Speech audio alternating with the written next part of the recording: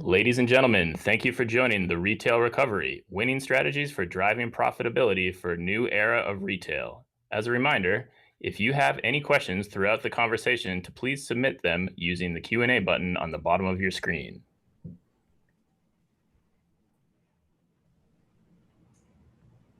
We'll now turn it over to Deborah Weinswig, CEO and founder of Coresight Research. Thank you, Drew, and thank you all for joining us today. The COVID-19 crisis has seen retailers become laser focused on profitability as they search for cost-saving initiatives to combat declines. In a report released in September of this year, Coresight Research and Coresight, and working very closely with Logic Source, we really kind of dove into this not for resale topic. As I was speaking to David and Joe, it's a topic that throughout my career as a sell-side analyst, we very much looked at the opportunities in not for resale goods and how different retailers were thinking about these topics, and also what was the kind of logic, if you will, of how they were approaching that and really kind of working with others. I've known David for many years. I've been quite fortunate. He's the president and CEO of Logic Source, as well as a founding partner of the firm. Given the strength of the team he has built around him, David focuses on, kind of several key efforts. One, corporate strategy. Second, product and service marketing and positioning. And, probably most importantly right now, client service and really kind of new client acquisition. Customer service has really always been a hallmark, and many of their clients have really espoused just, kind of how great the customer service angle has been. David is passionate about helping organizations buy better and has spent the last 20 years advising and helping companies do just that. His experience has led him, really to file in Logic Source, and that's kind of brought us here today. Joe Seed is the CEO at Logic Source. Joe is responsible for the vision, strategy, and operational execution of all of the shared services technology and client site teams to ensure cross-functional service delivery for all of Logic Source's current and prospective clients.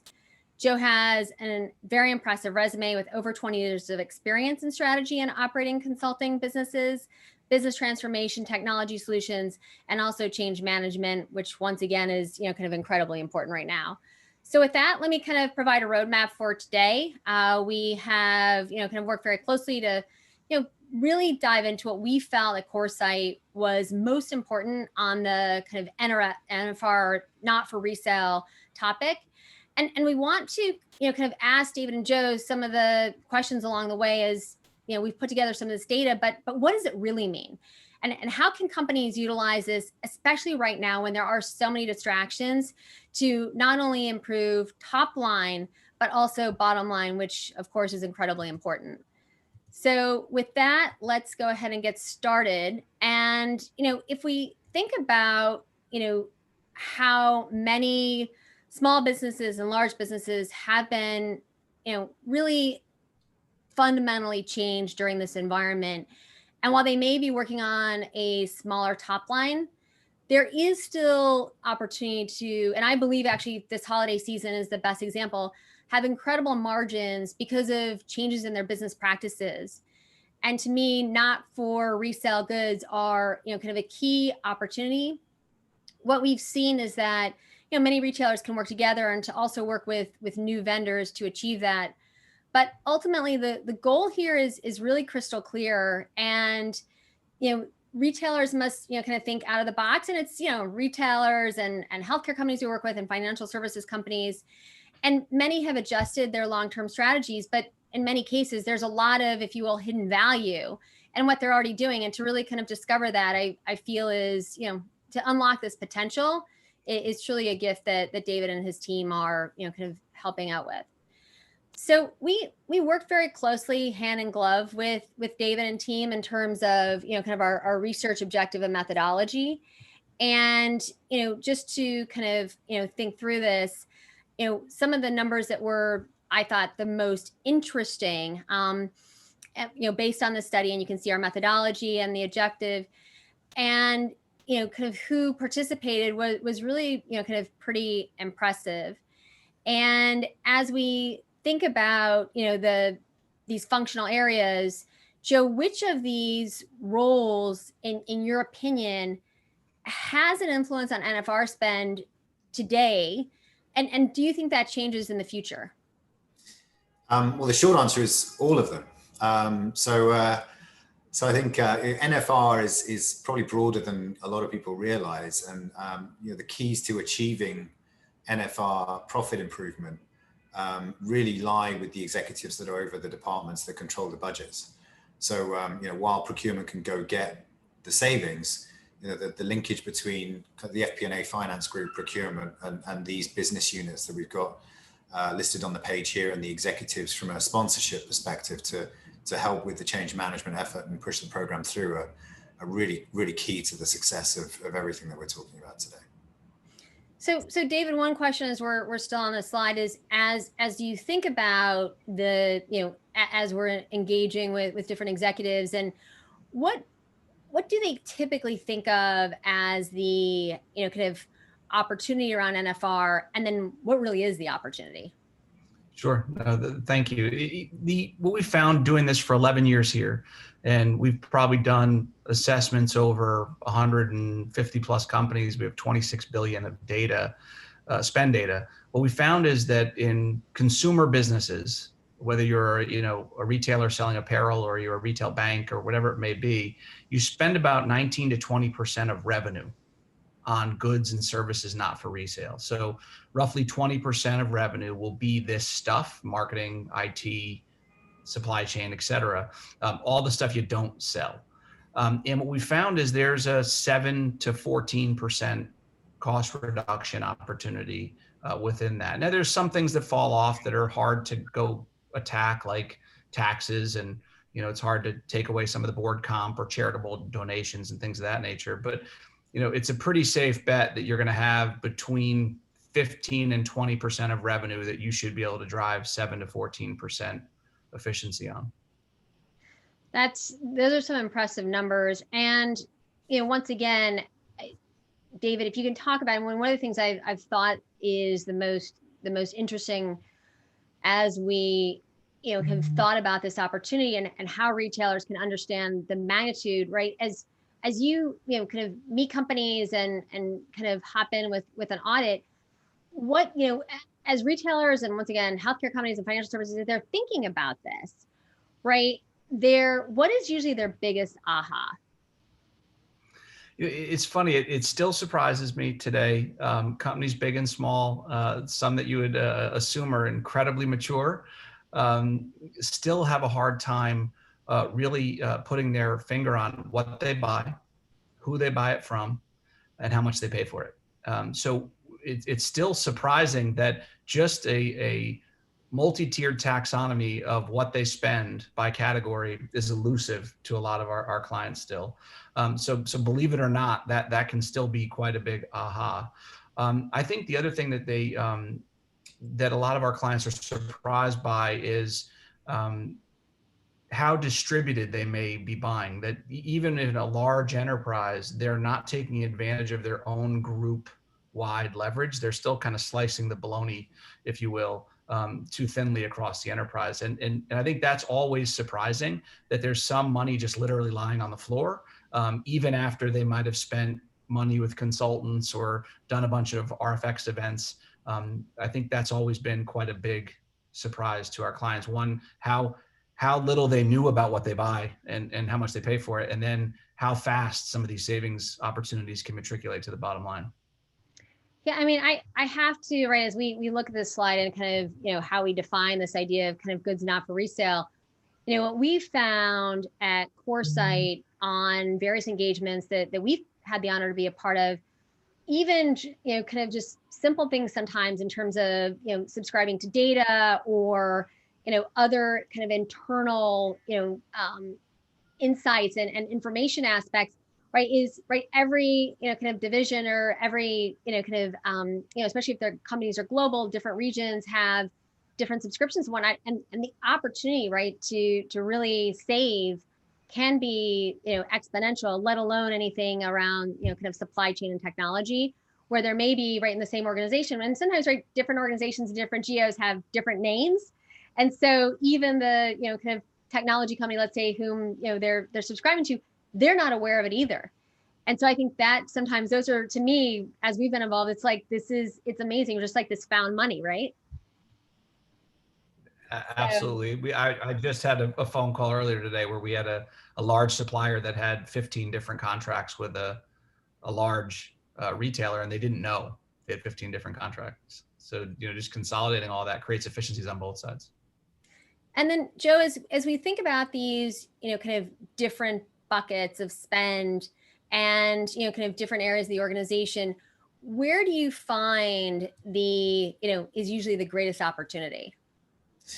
I think there's opportunity across the board, I would say, out of the gate. I think, what we typically find as we go into companies is that the procurement function generally is trying to do more with less, let's say, in terms of funding. So the ability of that function to get out, spend, and drive profit improvement across these different areas is obviously sort of limited by the bandwidth that the resources have within the existing team. So typically, areas where we find additional value are, I'll take distribution logistics, for example.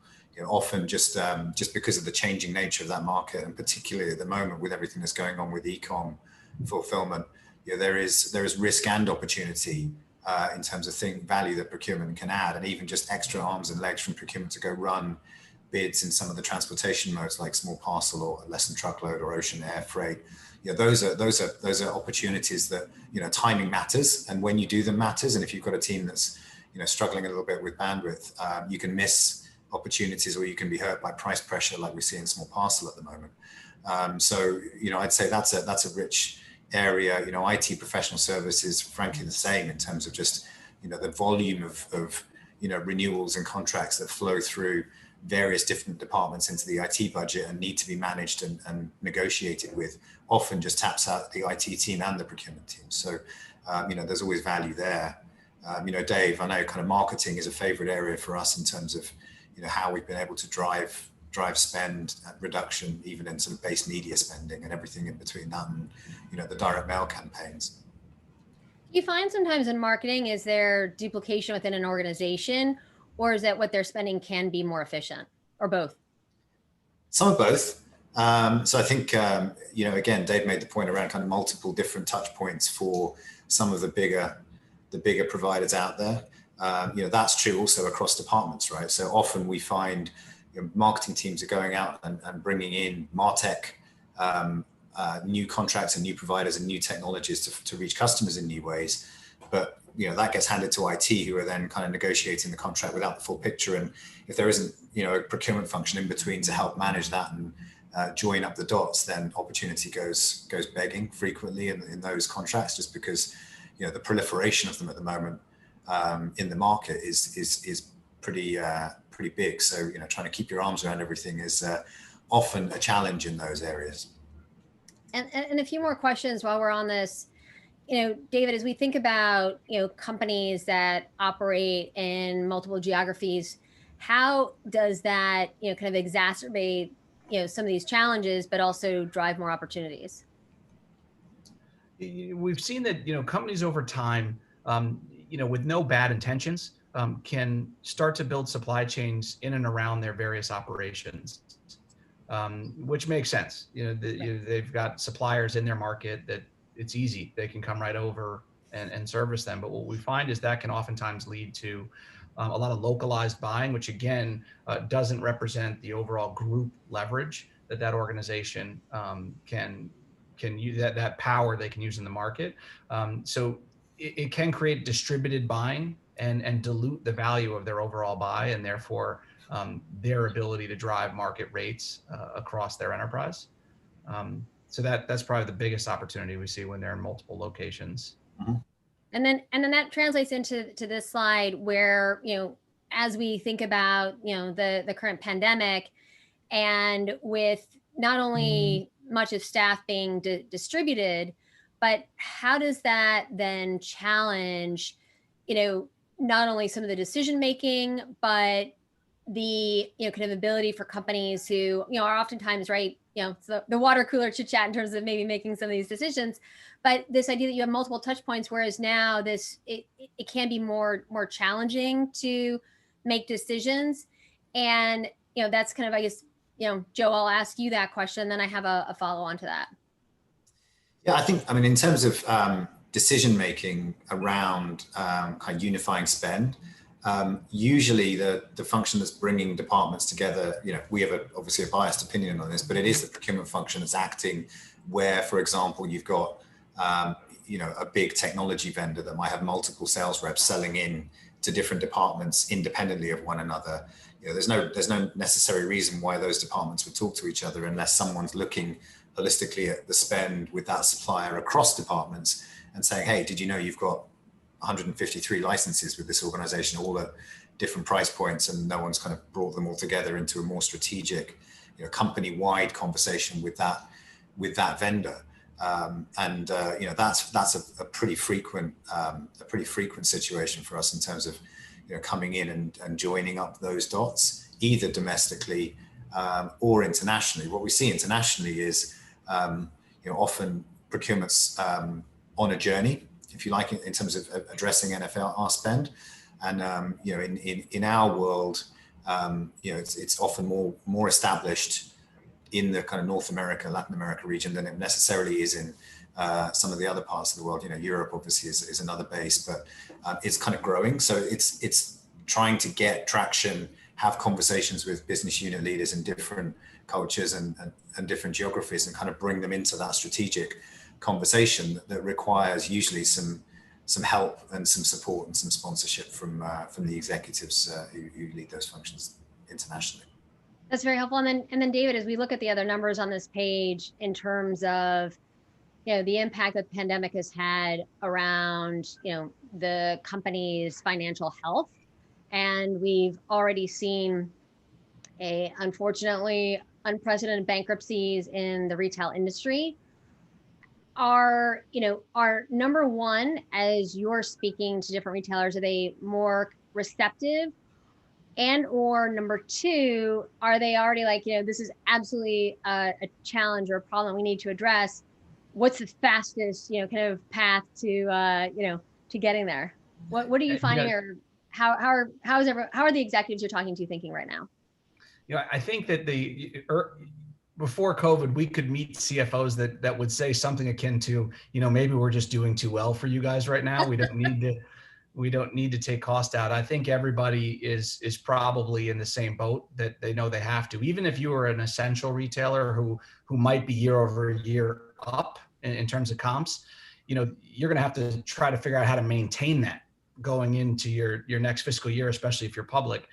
So I think everybody, whether you were shut down for a period of time or you were deemed essential, you've got to create a culture of efficiency, and you have to do it now. So I think the market is opened up a lot wider for cost reduction. I think also culturally, all of us that are running companies, no matter what industry we're in, are trying to fire and furlough as few people as humanly possible, and bring them back as fast as possible, and keep our companies in a position to thrive coming out of this. I think all of us running businesses of any kind are also trying to figure out how to make COVID just a 1-year problem and not let it become a 2021 problem. So, attacking, NFR is a better way to keep your business efficient than attacking your people, who are your best asset. We want to keep our people employed. So if we can do smarter things around our supply chain, then we should. And whether that's normalizing our payment terms across a more reasonable payment term structure, or it's negotiating more aggressively, or attacking operational efficiencies. Do we all have cell phones? Should we go to bring your own device? Do we have district managers in cars? Should we go to a Miles IQ card and just reimburse, gas? Those sorts of things that folks are looking at to get more efficient, while they're also trying to figure out how to compete, because the internet is booming faster than ever because of COVID.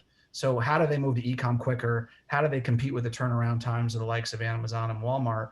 And how do they fund those initiatives? So I think COVID has created a really interesting environment for all that. And the last point I'd point out on your last question is, Our sourcing and procurement colleagues have, with very limited examples, still been in a position of managing through influence, and working from home has made that harder. They can't walk down the hall. So rogue spend has the opportunity to increase because we can't walk down the hall. And COVID has moved markets. So if you did an exercise with your favorite consultant 2 months before COVID, it's worthless. The market moved. So you got to do it again. So it's just I think really a perfect storm of, opportunity to go attack this area.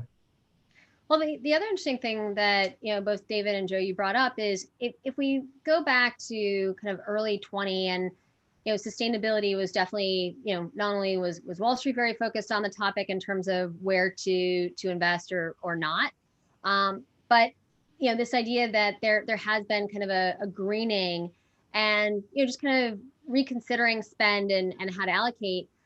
And it was just, kind of the right thing to do. What we've seen, let's call it in the back half of 20, and I think it'll get even louder in 21, is this idea of sustainability for profitability's sake. And so much of what you're doing, right, is this whole idea of, right, you're helping companies be more efficient in what they spend, ultimately more sustainable.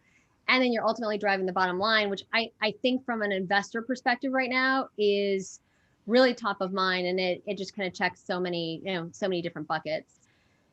As we look at what's kind of driving some of these challenges for retailers and considering kind of how they kind of ended up in this situation. Those who've seen kind of the some of these critical financial situations. Joe, as you look at the slide, how do you think about profitability impacts and what they could do to really salvage some of the profitability? Yeah, I think we had an interesting, from a procurement perspective, an interesting kind of first half to 2020, right, where suddenly there was this huge focus on how do we take cost out, and the procurement team kind of got thrust into the limelight, but often weren't resourced to cope. And actually, there was a whole bunch more workload because a lot of folks that we're talking to, the entire focus moved away from kind of strategic, sustainable cost reduction and into, I need PPE, so help me go get it. And that became a bit of a guessing game, and then some hurry up offense to get essentially supplies and materials either to corporate locations, DCs, store locations, etc. So what we found is there was a huge focus, and the limelight got shone very strongly on it. And the teams that were in-house were really not resourced to kind of cope with the demand of all things COVID. And, it wasn't just PPE. There was a sudden sort of cash conservation effort where everyone in the world started looking at payment terms and, recurring consumables orders and contracts that they maybe had running they didn't need any longer. And it was really just a very tactical, like, how do I keep cash in the business while we see what's actually happening with this thing that we're going through. So, what I'd say is broadly, the focus was there. It's definitely still there. And teams are kind of running to catch up a little bit in terms of how they can manage kind of all the new work, if you like, that came with a situation like this, and take what they were doing before to the next level, because it just became twice as important for everyone. So it's certainly been an interesting 6 months. We see, as we're all talking about, an awful lot of opportunity for kind of Q4 and into next year now, because of the changing environment we've had over the last 6 months. And now, maybe some of the sort of change management overhead of the decisions that people need to make to drive these sustainable profit improvements. Where there was resistance before, I think people are now aware and acutely focused on it, and those decisions are actually getting easier to push through. So that's only going to help the cause going into next year, and in the planning season that we find ourselves in now, we're helping folks think about that in terms of FY21 budgets and how they can get more efficient. One other question as we move to the next slide. David, are you finding that companies are also planning later because, right, the ground underneath them keeps changing, and in some cases, getting better, and in other cases not? But it's fascinating, right, from a foresight perspective, right? I'm always like, October is like planning month, and we've reached out to others just to kind of get ideas, right? We want to be inspired. And many are like, we're waiting till after Thanksgiving. They're like, it's the latest we've ever done planning for the next year. And so that I find has to be stressful on organizations. And at the same time, everyone's writing kind of new rule books as well. I mean, what are you seeing from that perspective, David?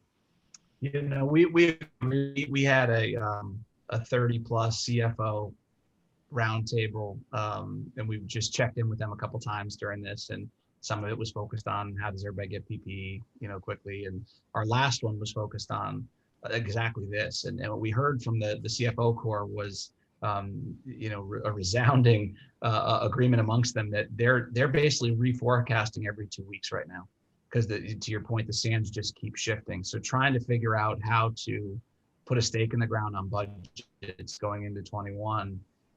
Nobody knows how consumers are going to behave, really. We don't know if we're going to see more lockdowns. We see cases climbing. What does that mean? We just don't know. So I think the budget cycles, we're seeing the same thing you're seeing, which is they're moving back. Folks are being very cautious, and they just don't know what their forward-looking environment's going to be. So they're taking it in 2-week chunks at the moment. Well, even something I like I said, I mentioned in my opening remarks, I've always thought of LogicSource being very, kind of customer service oriented, which is, especially critical right now. From a retailer perspective, if we think about where they have, cut costs, has been in many cases at the sales associate level, right? Because those costs are 100% variable. And do you feel that they are, right, as they rethink, kind of the opportunities around technology solutions and other tools, is there a greater interest in thinking about how to support, kind of store level associates through technology and other tools? So maybe kind of, some ways, right, not for resale goods. And then what are you seeing in terms of the balance between spending on solutions versus, kind of how to think about, supporting your staff? Joe, what's happening from that perspective?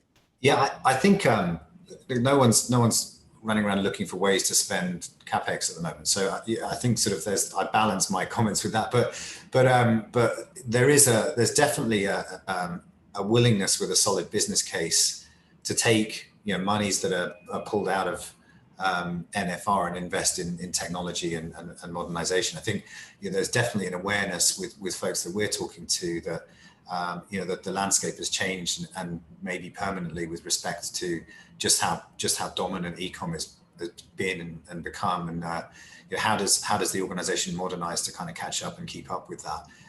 And that's true of the store environment. You mentioned some of the hardware that associates are using.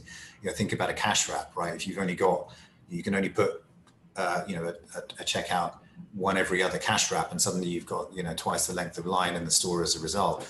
How can you think about getting kind of iPad technology into your associates' hands for busting queues while people are waiting?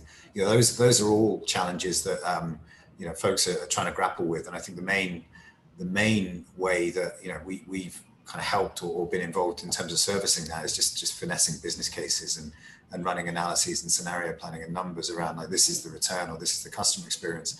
But I would say that there is definitely interest from our customers in those kind of tech and modernization projects, just because of the shifting sands of the last 6 months. I mean, that's a very interesting point. We've started to hear, and David, maybe you have as well, where those retailers who are kind of physical first, what they're finding, and some of it is, as Joe mentioned, the idea of queuing and whatnot, and kind of maintaining the proper standards with regards to kind of the amount of consumers in a store at any given moment. What we're starting to see is they're now having 2 outposts in a mall. And once again, a lot of that they're needing to add in, kind of new technology, whether it's contactless, wireless, whatnot, kind of, and just the ability to be incredibly agile, right? If you can reduce some of this kind of NFR spend and then, kind of rethink your business model, it's this business agility. David, what have you seen? And kind of, is there, if you were to kind of, I'm sure you have many pearls of wisdom, which we won't be able to get to all of them, but what are you seeing in terms of, retailers repositioning or rethinking for the holidays? And, what's a pearl of wisdom that you can shed our way?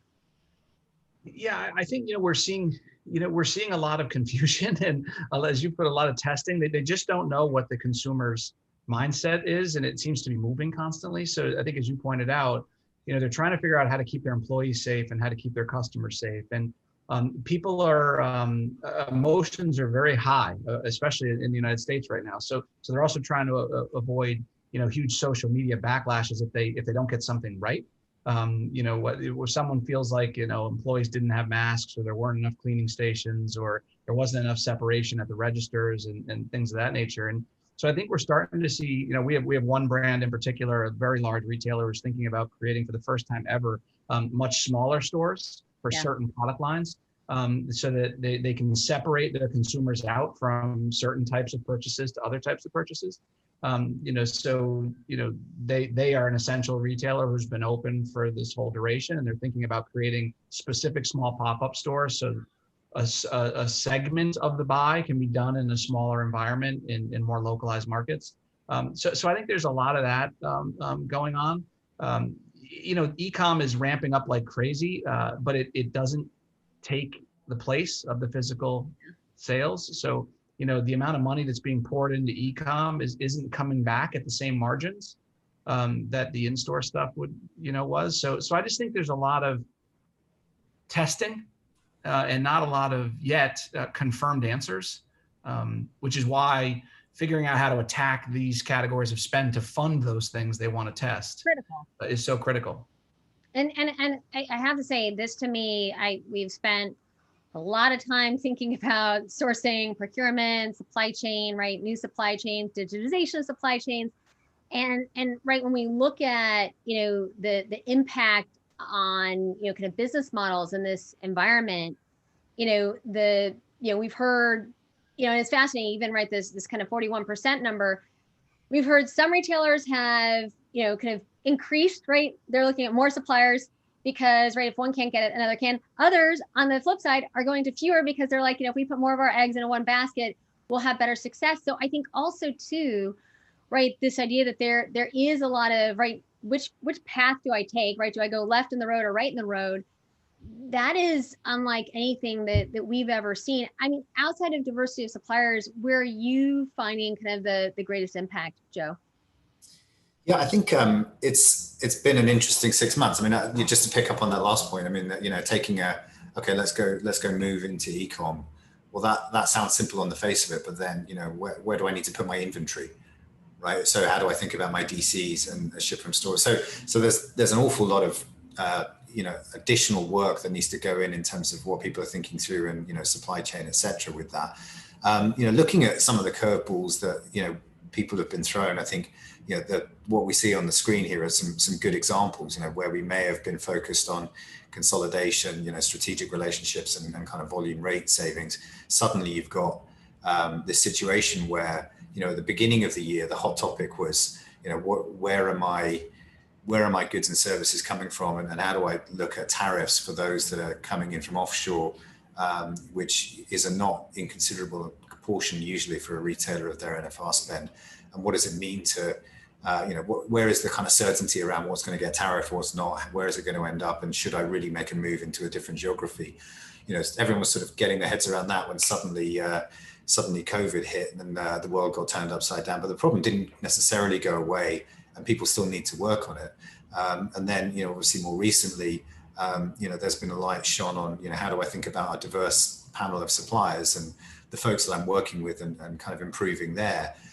So I feel like there's a sort of snowball of additional things that people are needing to think about that may in the past have been, okay, I can put this on a plan and a roadmap that goes out a period of time. That luxury doesn't exist today. It all needs to be done now. So in terms of kind of what people are dealing with, I'd say it's kind of everything you see on this page plus more all at once. That's been the characteristic of it, instead of maybe more of a these are the things that we need to do and fund over a period of time that we could actually manage to. That's been the biggest characteristic. No, I think you're absolutely right. And what's kind of been really interesting, David, to me, this is the one of the more interesting kind of slides and data, right? Is where are we seeing kind of steps taken now to kind of, I mean, at the end of the day, right, the goal is to keep as many people employed as possible with the kind of least amount of pain. And where are you finding, kind of these steps? So, there's many listed here, but what they, if we're at 30%, let's say invest in digital technologies, I mean, that seems pretty obvious. But, this kind of making changes to travel and expense policy, where are you finding that companies are focused and where should they be if we just kind of look at this list? Yeah, I think that what we're seeing is a lot of businesses are going after the furloughing of employees, cutting things like 401k matching, cutting health benefits and that sort of stuff, which is, really hard culturally. Yeah. But so I have to be careful the way I say this. It's easier, the hand-to-hand combat of going in and changing your payment terms with what could be 5,000 suppliers is harder.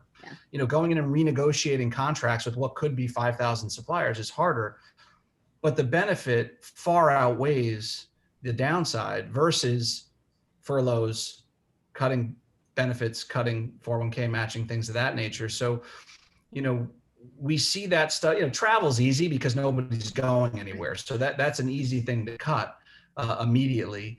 We've also seen a lot of the cafeteria services and cleaning the office building and that sort of stuff was easy because no one's in it. It's really now, I think our progressive CFOs need to come back around and really challenge, each one of those supplier contracts and find ways to drive efficiency. And maybe make some of those tough decisions on takeaways, like we mentioned before, cell phones and, that sort of stuff. The other thing is you're starting to see an increased need in expenses they didn't expect. PPE is obvious. Mm-hmm. All of a sudden, out of nowhere, they have to buy blast screens for every register, and they have to buy all hand sanitizer and wipes and masks and all this stuff. But there's also a major burden of work from home, not only from an IT infrastructure perspective, but you're seeing more and more companies starting to get a lot of requests on, well, how should I handle my personal Wi-Fi or my office chair? I'm sitting in a dining room chair. How might I get a chair that's better for my back, so on and so forth. When you magnify that across their entire population, their rent didn't go down. They're still paying for that big office park no one's going to, and now they've got this increased expenditure.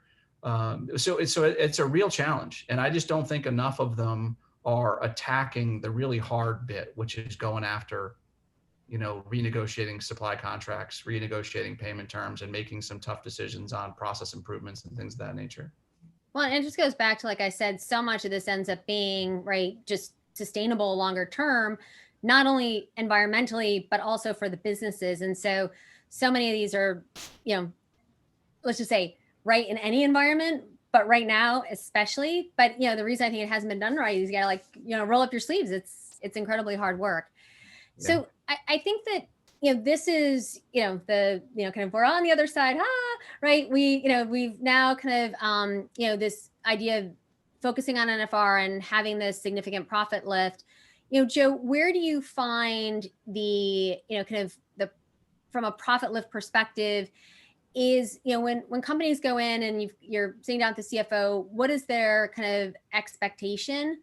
And then, kind of where do they typically, are they thinking we're going to end up with 1% and oh my gosh, we end up with 5?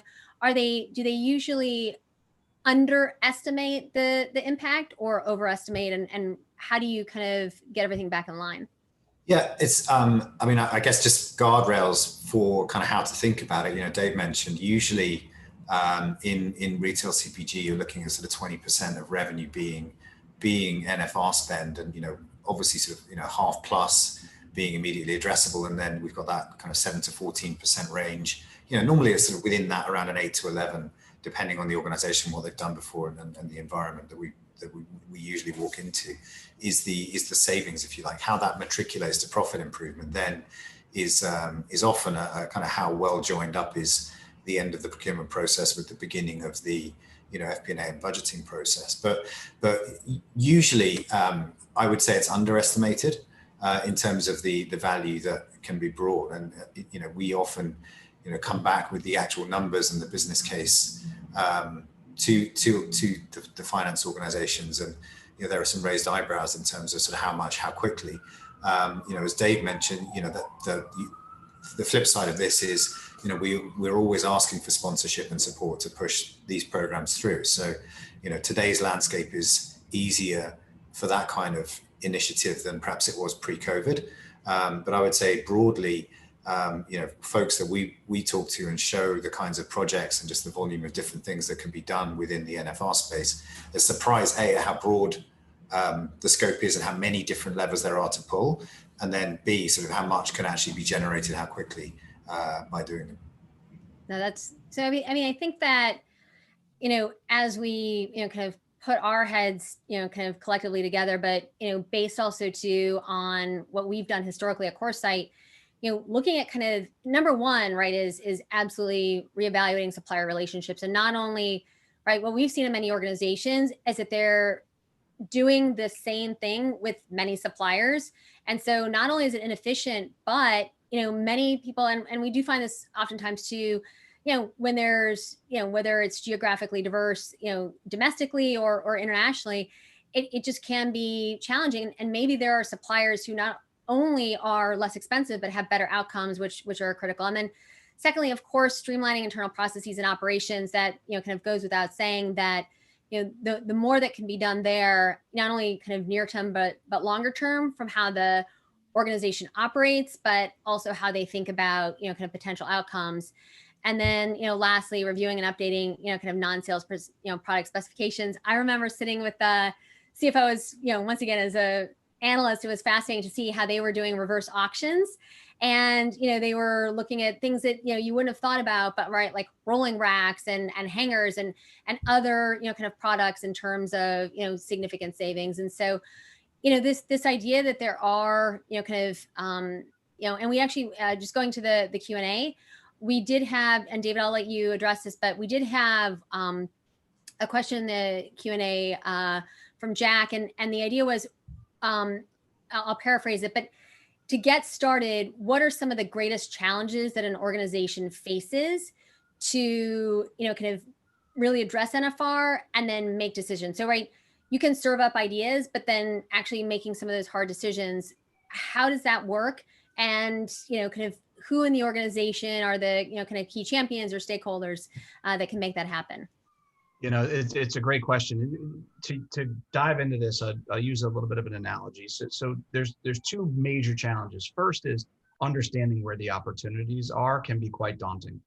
And the second is getting an organizational buy-in to go get it. So to use an analogy for any of you out there that know anything about mining, when you mine, you take a piece of land and you put a grid over it and you drill. And the drill tells you how much gold, in this example, is in every yard. And then in mining, there's a term called overburden. Overburden is how much stuff is in between you and the gold. It could be a mountain, it could be ledge, it could be a lake. And you have to calculate, how is it worth getting through that overburden to get to the gold? So if it's lying in the riverbed, there's no overburden, go get it. If there's a mountain in the way, right? In business, overburden is politics, emotion, long-term contracts, right? So the first hard thing to do is figure out how to grid the land and drill and have enough knowledge to know where the gold is.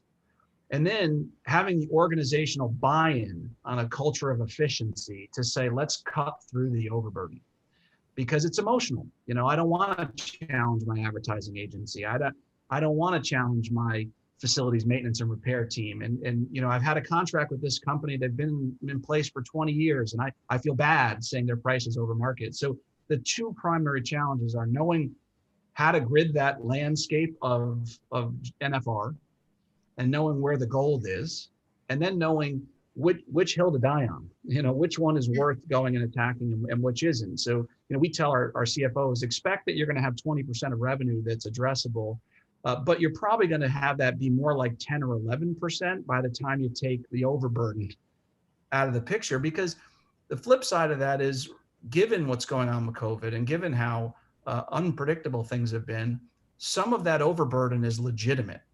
It's not the time to challenge a specific supplier because things are hard right now. So you have to make those trade-offs and go after the ones that are easy to go after. But you're on the question. Yeah, no, and I have to say, we've got many questions that are coming in. Is one of the others relates to, during COVID, right? Not from necessarily an excuse perspective, but it is easier. I guess the question is it easier to go back to some of these, kind of long-term relationships to renegotiate? And, is it better, another question we had, is it better to kind of keep, many, if you will, suppliers or whatnot, or is it better at this point to aggregate? Because you also, as a retailer or CEO, you don't know necessarily right now who's going to make it to the other side. And so I know it's a lot of questions, but I'm trying to aggregate them into one. How do, kind of companies think through this? It's so incredibly complicated. Yeah, look, I'll chime in on that. I think it's going to be different depending on which category you're talking about, right? So, distribution logistics is going to be a different answer than IT, than marketing. But broadly, what I'd say is, risk assessment of suppliers is, probably never been more important than it is right now. And different markets are doing different things in terms of consolidation, people going pop, et cetera.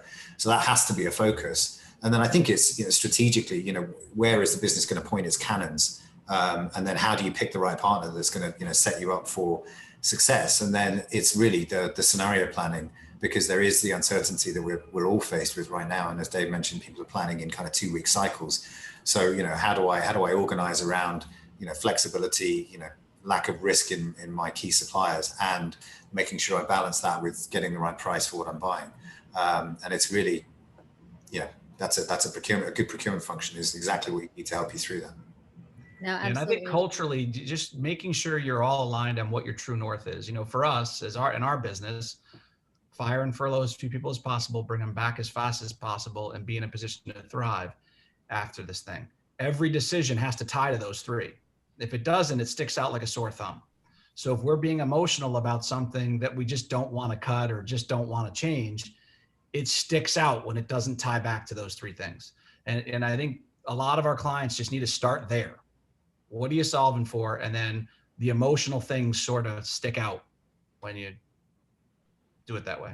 Exactly. And I think that this slide really, highlights a lot of the challenges that we've maybe in some cases, if you really point to, number 5, right, this idea, it is a lot of work in some cases, but once again, it's sustainable, which is the right thing for, the broader environment. And it, also from an organization perspective, this opportunity to, kind of cut costs and either reinvest in people or, in this environment, just to make sure that companies make it to the other side. Yes, it can be hard.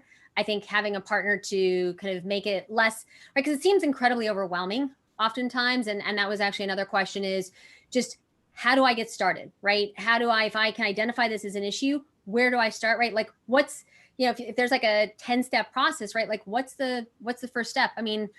David, as you're talking, right, because I'm sure sometimes people they're not aware it's a problem. Once they identify it's an issue, how do you get started? Yeah, so I would say, and I don't want to make this a logic source, thing. What I would say is, first of all, don't start by writing a check. Yeah. Right? If you're trying to save money, don't start by paying somebody. There are firms out there that on their nickel will do that grid over your, and the drilling, and show you where all of your targets are. And if they're worth their salt, they'll also give you a lot of IP around where the emotional things statistically are and where the unemotional things are. And from there, you've got to bring it to your leadership team and bring them all around the table and say, here's the opportunity that we can drive to take out costs of the business. Here are the ones that should be low emotion. Here are the ones that are high. Can we all agree we have to do this? And then how you go and attack it, there's a lot of information that we can provide around how big your organization should be to attack it, or what kinds of firms you should use to go attack it. But I think it all starts with, you've got to understand the size of the prize, number one. Number 2, you've got to get your leadership team to buy in that we're going to go get this. And then number 3, there's 5 or 6 different ways you can go get it, whether you do it internally or with a third party. Joe, do you get out of that? Yeah, no, that's incredibly helpful. And then Joe, here are key takeaways, but do you find that there are these kind of unexpected sponsors within organizations, and oftentimes who are they? And, and what's the, is it oftentimes they've seen this as an opportunity, it directly impacts them. who are these kind of, if you will, sometimes silent champions, and how do they, kind of bubble up to the top? Yeah, look, I think it's the backbone of all of this is finance, right? In terms of a champion, a sponsor, to for obvious reasons to push this through. I think it's then about the value that you can bring to a departmental lead, right? Be that marketing, be that IT, be that supply chain, distribution, logistics. Really, it's down to how willing those folks are to partner and perhaps move out of their comfort zone a bit with suppliers they've used for a long time, or models that they've deployed for a long time. We have found often a lot of value between sort of marketing and supply chain, for example. The two departments that I would say pop into mind immediately, just because of the amount of change that's frankly just going on in both of those areas now. IT is the same. So I think when you've got a partner who's really going through a lot of change in their area anyway, and then someone who can come and help them think through that and perhaps find money to invest in new things to modernize. That's a good relationship with some give and take around why to move forward in terms of profit improvement, but reinvestment as well. I mean, I think that this slide really, as we conclude, we covered a lot of ground in a very short period of time. And right, this idea of, kind of what are the opportunities, how to address them, who owns it, this idea around sustainability. And, I want to throw out one last question, which we also got from the audience as well, which is number 6. And someone asked, it was Ethan. So thank you, Ethan. I've identified some of these on my own in 2020, right? I've been concerned about right? You don't want to, it's like whack-a-mole. You don't want to raise your head and say something that somebody doesn't like, right? And so there were several questions on this, but I think Ethan asked it, very pointedly, was how do I address this within the organization while at the same time kind of, protecting, kind of my role, and I don't want to ruffle feathers, right? In an environment where there's already a lot of, kind of challenges. So how does somebody, right, the see something, say something, how does somebody kind of, step up, kind of wave the flag, and, how do they kind of go in with confidence that they will, be looked at as a hero versus, someone who's a squeaky wheel?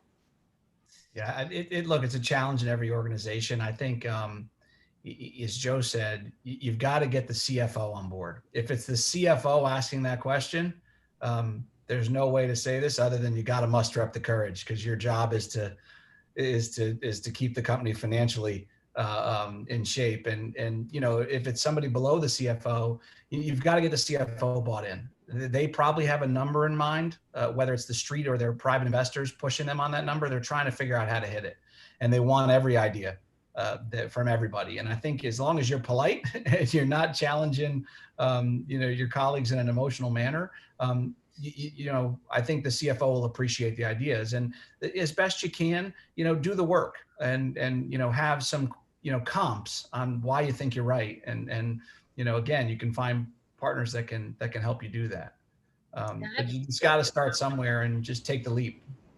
Yeah. And I think, to everyone who's joined us today, I think this idea that there are a lot of, kind of hidden opportunities to reduce expenses, drive efficiency, drive sustainability, become a B Corp, right? It's there's a lot of this that really does, I think, resonate with many of us in terms of, the environment, and, kind of maybe asking questions that people were uncomfortable before, right? There was an emotion, kind of tied to them. I think that, both David and Joe pointed out. And I just want to, this is, I'll wrap it up with this, which is number 1, right?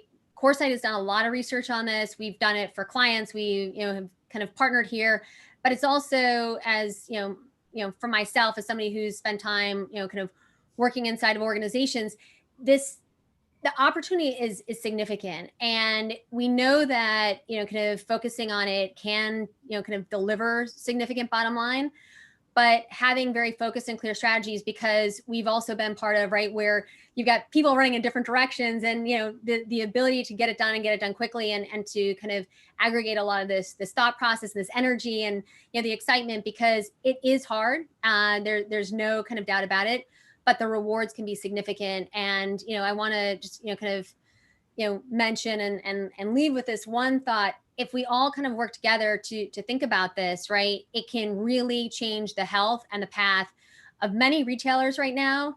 And I think that, we are talking about, being able to stay in business for the longer term, be healthier, keep more people employed, and to also have a much better culture for employees. So with that, David and Joe, this has been, an unbelievable opportunity, I think, to talk about, challenges, not only what retailers are facing in the midst of COVID, but opportunities that their employees have to, kind of take a step along the ways and help them get to the other side and feel like they're a part of it. So thank you for joining us today. Thank you, everyone, and look forward to talking to you again soon. David and Joe, thanks so much for joining us. Thank you, Deb. Really appreciate it. Thanks to your team. Thank you. Take care and have a great day. Bye-bye. Bye-bye.